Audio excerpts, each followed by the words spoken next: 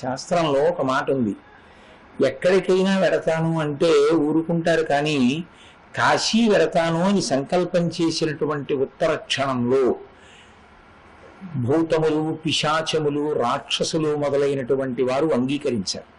వారు ప్రతిబంధకాల్ని సృష్టిస్తారు అని. అదేంటంటే వాళ్ళు ఎక్కడ ఉంటారంటారేమో, ఇంట్లోనే ఉంటారు.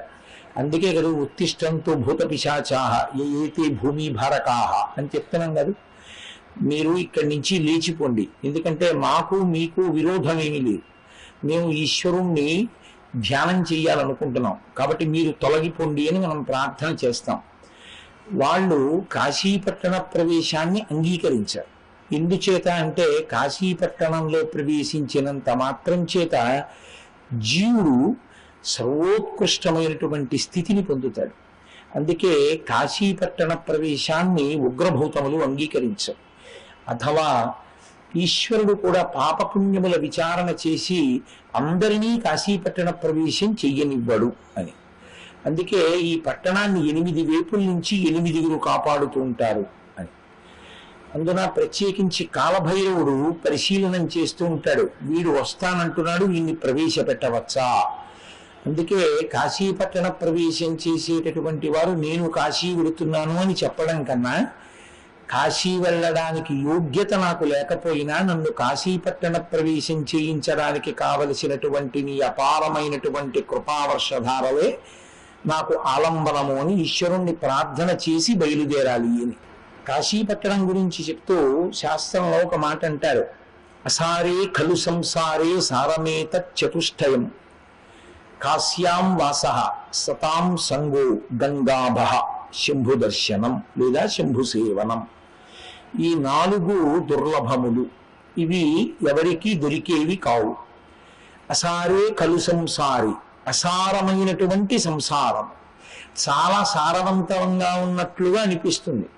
అబ్బో ఇందులో ఎంత అందం ఉందో, ఎంత సంతోషం ఉందో, ఎంత అనురక్తి ఉందో, ఎన్ని అనుబంధాలు ఉన్నాయో అనిపిస్తుంది. కానీ చిట్ట చివరికి దీని వలన వనగూడేటటువంటి ప్రయోజనము వేదాంత కోణమునందు ఏమీ ఉండదు. కారణం ఏమి అంటే ఒక్కటే, కొంచెం అలా ఎందుకన్నారు అన్నదాన్ని జాగ్రత్తగా పట్టి గమనించవలసి ఉంటుంది. ఏదో నిరుత్సాహపరచడం కోసం అని చెప్పి మాట చెప్పడం ఆర్యోక్తి కాదు. అసారే ఖలు సంసారే, మనకి సుఖము సుఖము సుఖము ఈ మాట పట్టుకుని వెంపర్లాడుతూ ఉంటాం. ఈ సుఖము అనేటటువంటిది మనకి అనుభవంలోకి రావాలి అంటే దేని వలన రావాలి? దుఃఖము వలన వస్తుంది. అది వేదాంతంలో పెద్ద విచిత్రం. ఎందుచేత అంటే మీరు చూడండి, సుఖము ఎప్పుడు అనుభవిస్తాం? మనకి అవతల వ్యక్తి యందు ప్రేమైనా అంకురించాలి, లేదా జరిగినటువంటి సందర్భం మనకి అనుకూలంగా ఉంది అనన్నా అనిపించాలి, అప్పుడే కదా సుఖంగా ఉన్నామన్న భావన. దీన్ని శాస్త్రం అంది సూర్యోదయానికి అడ్డు వచ్చి తప్పుకున్న చెట్టు కొమ్మ. సూర్యోదయం అవుతుంటుంది, బాలభానుడు వహిస్తూ ఉంటాడు. ఎవరో అక్కడ నిలబడ్డారు, చూడాలనిపించింది అలా బాలభానుడి వంక, అబ్బా ఎంత చక్కటి బింబమో చూద్దాం అనిపించింది. కానీ చెట్టు కొమ్మలు అడ్డొచ్చాయి. అరే ఈ చెట్టు కొమ్మలు అడ్డొచ్చాయి, ఎలా సూర్యుడిని చూద్దాం? గాలి వేసి ఇప్పుడు ఆ కొమ్మలు ఇలా తప్పుకున్నాయి, బాలబింబం కనపడింది. అబ్బా ఎంత బాగున్నాడో సూర్యుడు అన్నాడు. నిజానికి అలా అనకూడదు సూర్యోదయ సమయంలో, కానీ ఎంత చక్కగా ఉందో అన్నాడు. వెంటనే మళ్ళీ ఆ కొమ్మలు మూసుకున్నాయి.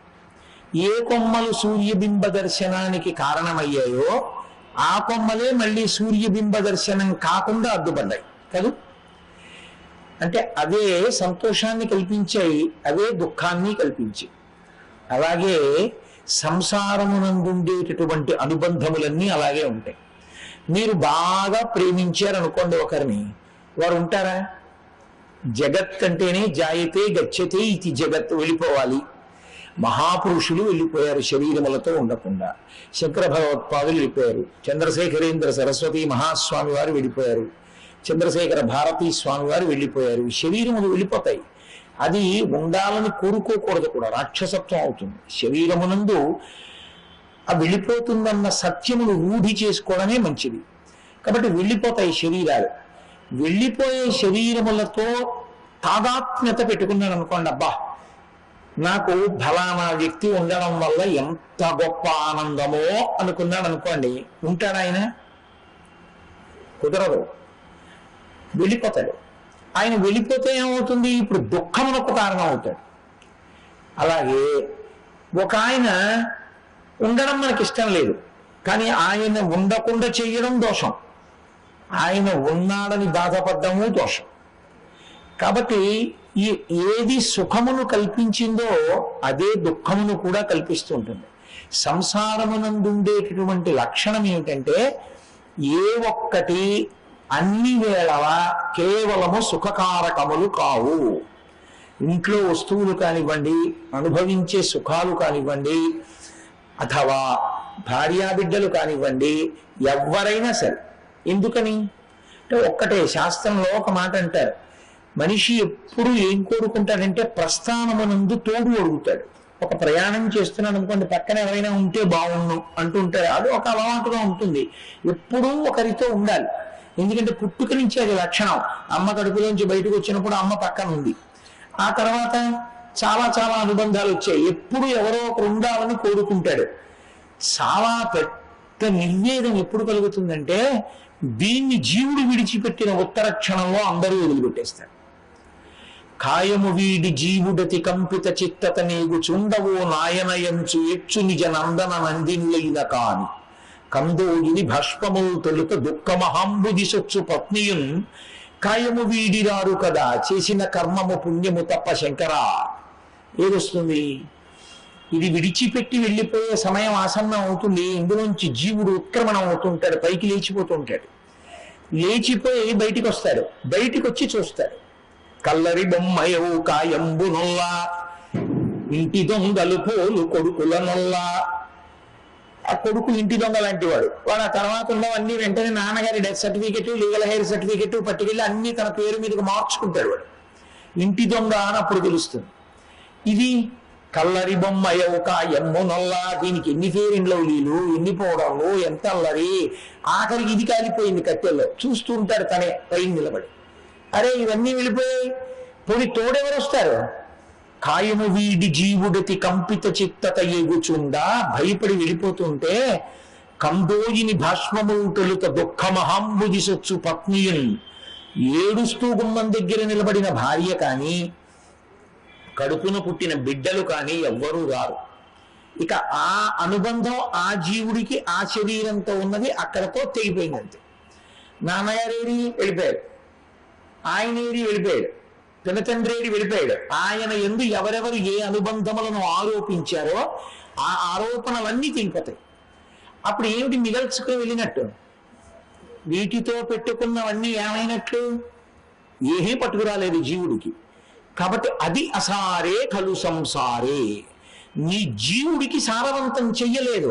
నువ్వు పెట్టుకున్న ఏ అనుబంధమో నీకు ఉద్ధరణ హేతువు కాలేదు. ఈశ్వరుడితో పెట్టుకున్నది, భక్తులతో పెట్టుకున్నది నీకు ఉద్ధరణ కారకం, అది సంసారము కాదు.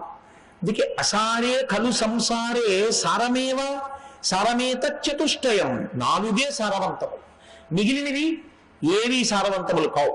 శంకరులు ఒక చోట అద్భుతమైన శ్లోకం ఇచ్చారు. అదొక్కటి ప్రతిరోజు బి కాంప్లెక్స్ క్యాప్స్యూల్ వేసుకున్నట్లే ఆ శ్లోకాన్ని ప్రతిరోజు ఒక్కసారి తలుచుకుంటే వెర్రి ఉండదు.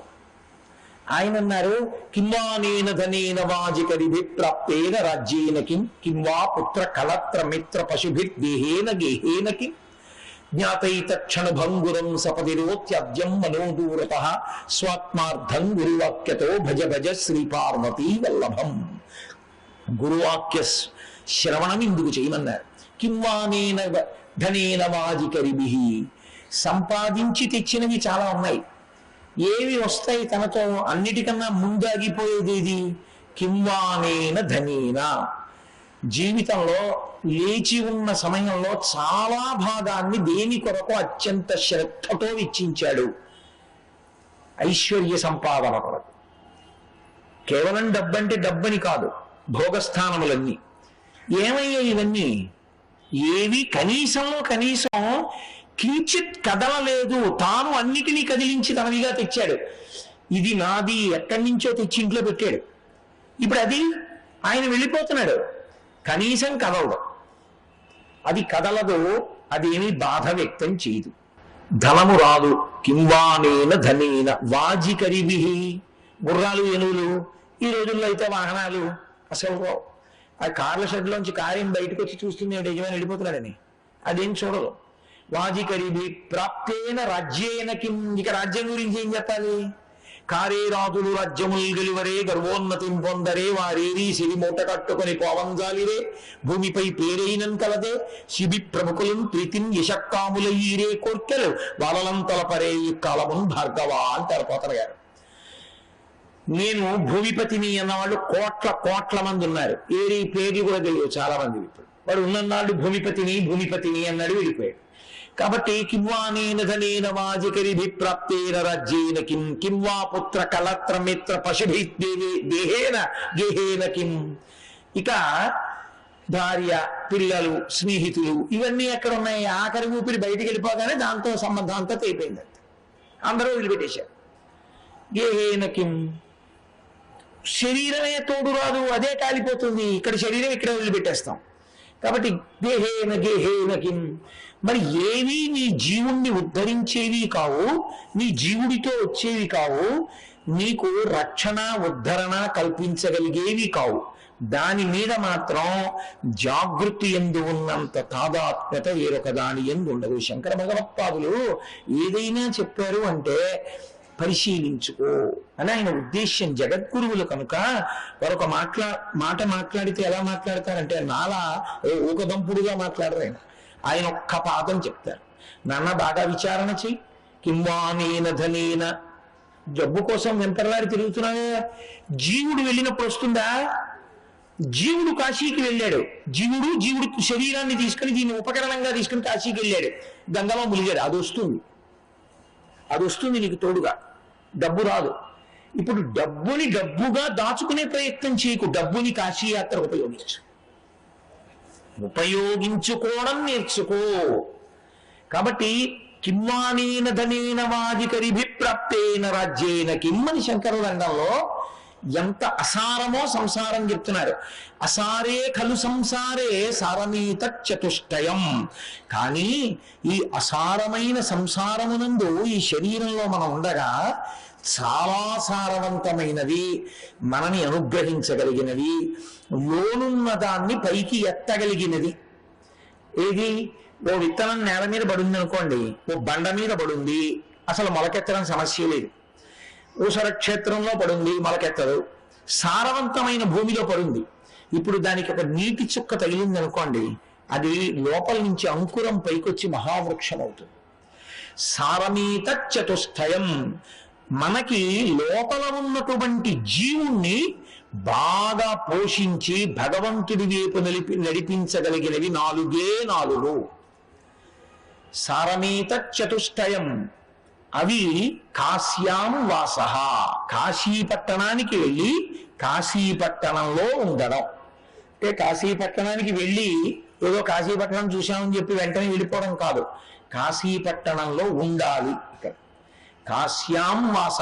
కాబట్టి మీరు గమనించవలసిన మొదటి లక్షణం ఏమిటంటే, మీరు వెళ్ళి ఏం చేశారన్న దాంతో సంబంధం లేకుండా మీరు వెళ్ళి ఉంటే చాలు అనుగ్రహించగలిగిన పట్టణం కాశీపట్టణం. కాశీపట్టణానికి వెళ్ళి ఏం చేశాడు? ఆయన అదృష్టం. వెళ్ళి ఏమైనా చేస్తే ఏమీ చేయలేదు, కాశీలో ఉన్నాడు, అనుగ్రహం వస్తుందా? పరిపూర్ణంగా వస్తుంది. కాశీలోనే కాపరం చేసిన వాడు అదృష్టవంతుడు. కనీసం కాశీ వెళ్ళి ఉన్నాను ఇన్ని రోజులు, ఏం చేసావు? ఏమీ చేయలేదు. వంట వాళ్ళని తీసుకెళ్లి పలహారం చేయించుకునేవాడిని, మధ్యాహ్నం భోజనం చేసేవాడిని, సాయంకాలం ఎవరో ఒక ఆయన వచ్చేదో చెప్పాడు విన్నాను, రాత్రి పడుకున్నాను. ఇది ఇంకొక క్షేత్రానికి వెళ్ళి అన్నారనుకోండి, మీరు ఉపయోగించుకోలేదని గుర్తు. కాశీకి వెళ్ళి ఇలా అన్నారనుకోండి, అంటే అలా ఉండమని నా ఉద్దేశ్యం కాదు, కానీ కాశీకి వెళ్ళి అలా ఉన్నా చాలని చెప్తాను శాస్త్రం. కాశ్యాం వాస, కాశీలో ఉంటే చాలు. కాశ్యాం వాస సతాం సంగో, సత్పురుషులతోడి సహవాసం ఉంటే. ఎందుకని? సత్పురుషుడు ఎటువంటి వాడంటే ఏనుగు పక్క మావటి వంటి వాడు.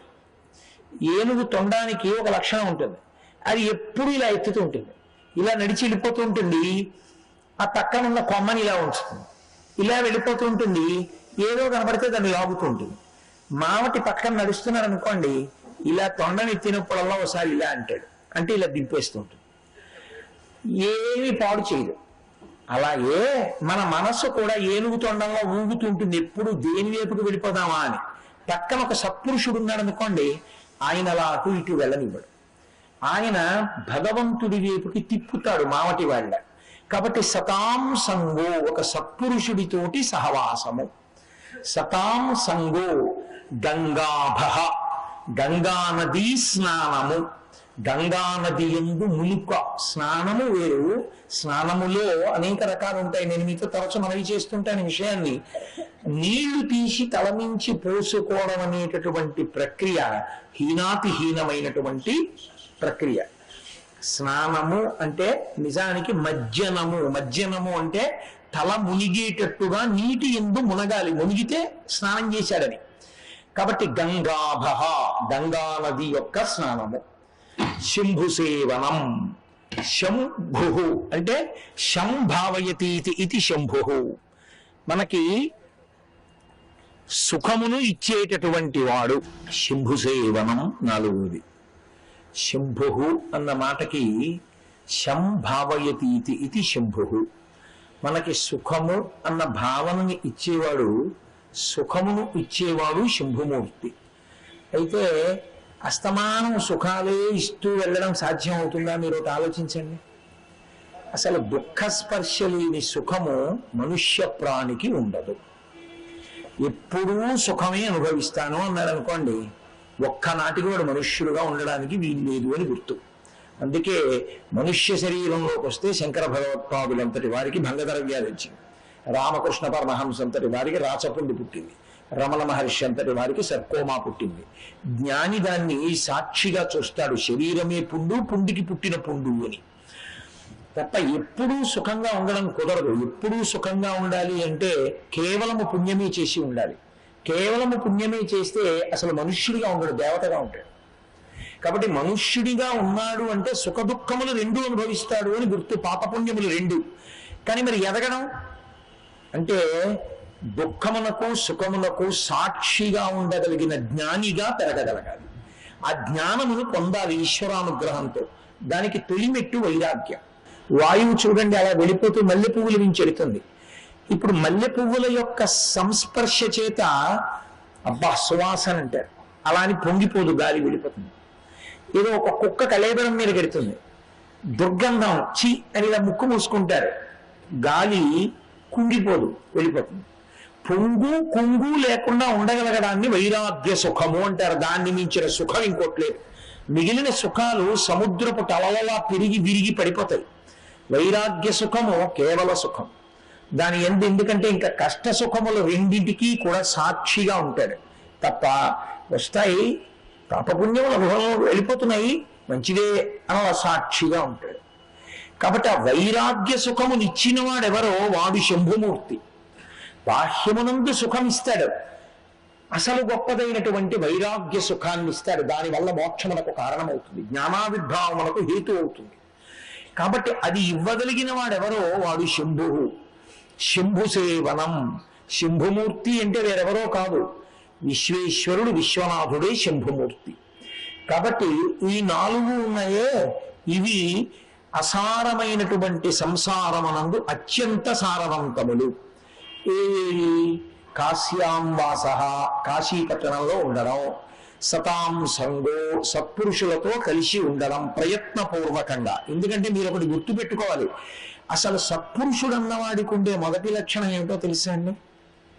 సంగమునకు దూరంగా ఉంటాడు.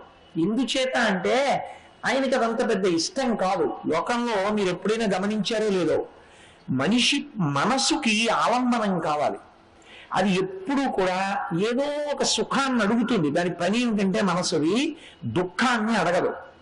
నాకు ఇంజక్షన్ చేస్తే బాగుండు, నా కాళ్ళు ముళ్ళు గుచ్చుకుంటే బాగుండు, నా పంచె మేకి పట్టుకుని చిరిగిపోతే బాగుండు, అలా ఏం అడగదు. అది ఇంకో పంచె వస్తే బాగుండు, నా కాళ్ళు ఎప్పుడూ ముళ్ళు దిక్కుండా ఉంటే బాగుండు, నా ఒంటి మీద ఒక్క మచ్చ పడకుండా ఉంటే బాగుండు అంటుంది.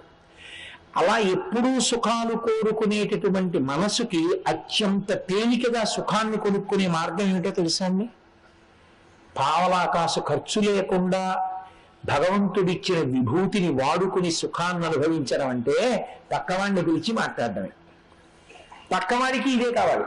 అందుకే మనుష్య ప్రాణి ఎప్పుడూ ఇంకోటితో మాట్లాడుతూ ఉంటాడు. మీరు చూడండి, ఇప్పుడు కరెంటు పోయింది అనుకోండి, దానికి అవసరం ఉన్న వాళ్ళు వెళితే అర్థం ఉంది, దానికి అవసరం లేని వాళ్ళు ఎందుకు లేచి వెళ్ళడం? ఏదో కుతూహలం వెళ్ళిపోవాలి.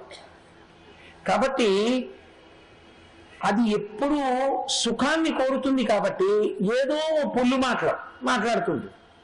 ఇది సత్పురుషుడికి అసహ్యం. ఆయనకి ఏం కోరుకుంటుంటారంటే ఏకాంతం, భగవంతుడితో కలిసి ఉండాలి, భగవద్భక్తులతో కలిసి ఉండాలి, భగవత్ సంబంధం మాట్లాడాలి.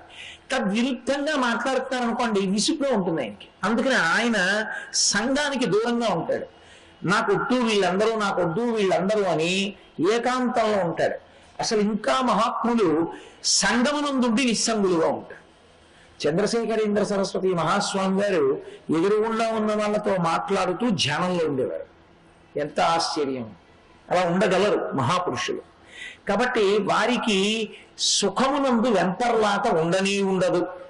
వారికి ఎప్పుడు ఏకాంతం అంటే ఏది ఒక్కటే ఉందో ఆ ఒక్కటిగా తాను ఉంటాడు. ఆ ఒక్కటిగా ఉన్నది ఆత్మ, దానొక్కటిగా ఉంటాడు. అందుకే రామకృష్ణ పరమహంస లోకంలో ఎంగిలి కానిది ఒక్కటే ఉంది అనేవారు. ఏది అంటే ఆత్మ ఒక్కటే. ఎందుకంటే మిగిలినవి ఏవైనా వర్ణించాను అనుకోండి, నేను చంద్రబింబాన్ని వర్ణిస్తే నా నోట్లోంచి వర్ణింపబడింది కాబట్టి నాలిక ఎంగిలి చంద్రబింబానికి తగిలినట్టే చంద్రుడి గురించి వర్ణిస్తే చంద్రుడు ఎంగిలి అయ్యాడు, సూర్యుడి గురించి వర్ణిస్తే సూర్యుడు ఎంగిలి అయ్యాడు. ఆత్మని చెప్పడం కుదరదు. ఎతో వాచో నివర్తంతే అప్రాప్య మనసా సహా. ఇక మనసు వాక్కు ఎక్కడ చెప్పలేక అనుభవంలోకి మాత్రమే వస్తుందో అది ఆత్మ.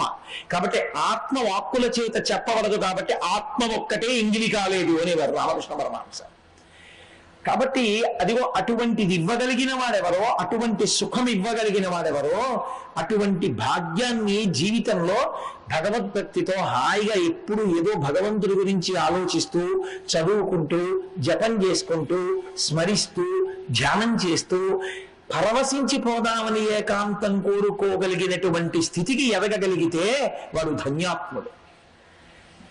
సుఖదుఖముల యందు సమస్థితిలో నిలబడగలిగితే వాడు ధన్యాత్ముడు.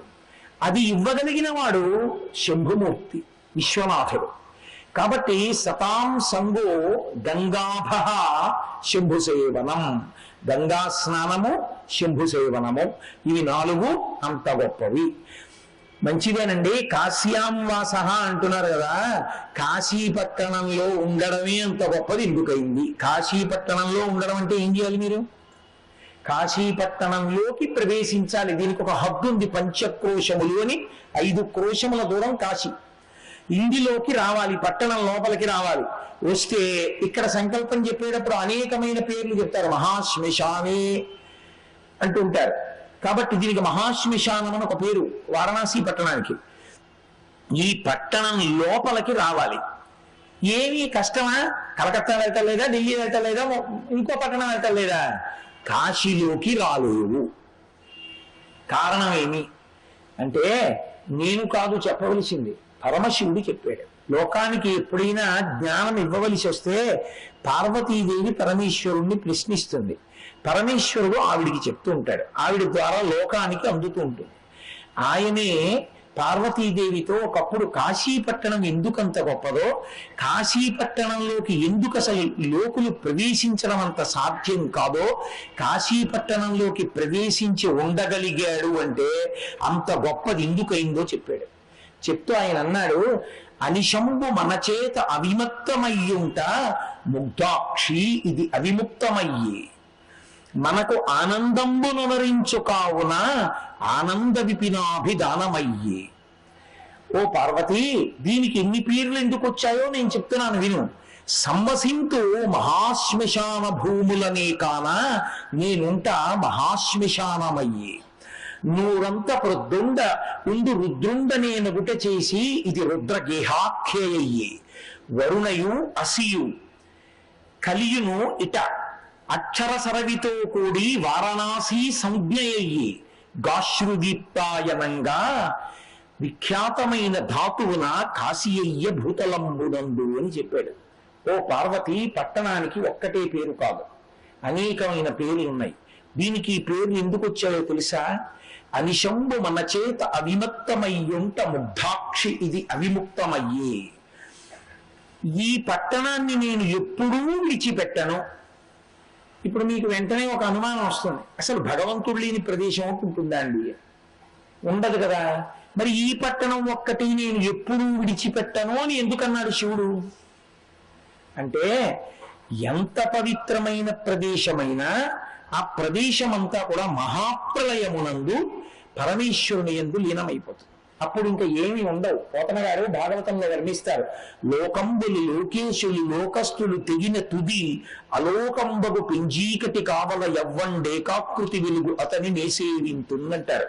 అప్పుడు లోకాలు ఉండవు, లోకస్తులు ఉండరు, అంటే ఇందులో ఉండేవారు ఉండరు, లోకేశులు వీటిని పరిపాలించే వాళ్ళు ఉండరు. తెగిన తుది ఇవన్నీ కూడా నీటిలో కలిసిపోయిన తరువాత సూర్యచంద్ర ప్రకాశం ఆగిపోతే కటిక చీకటి ఆవరిస్తుంది. అలోకంబగు పింజీకటి కావల యవ్వండేకాకృతి వెలుగు, వీటికి అవతల ఒక్క ఆయన ఉండిపోతాడు. నతత్వ సూర్యోభాతి నచంద్రతారకం నేమా విద్యుతో భాతి కుతోయమగ్ని, అక్కడిక సూర్యచంద్రులు ఎవరు ఉండరు, ఆయన ఒక్కడే ప్రకాశిస్తూ ఉంటాడు. అలా ప్రకాశించేటటువంటి పరమాత్మ ఒక్కడు ఉండిపోయి ఈ సమస్తమైనటువంటి బ్రహ్మాండములు లయమైపోతాయి, మహాప్రలయంలో అయిపోయి పరమేశ్వరుడిలో చేరిపోతాయి. శ్రీ ఉమామహేశ్వర పరబ్రహ్మార్పణమస్తు. స్వస్తి.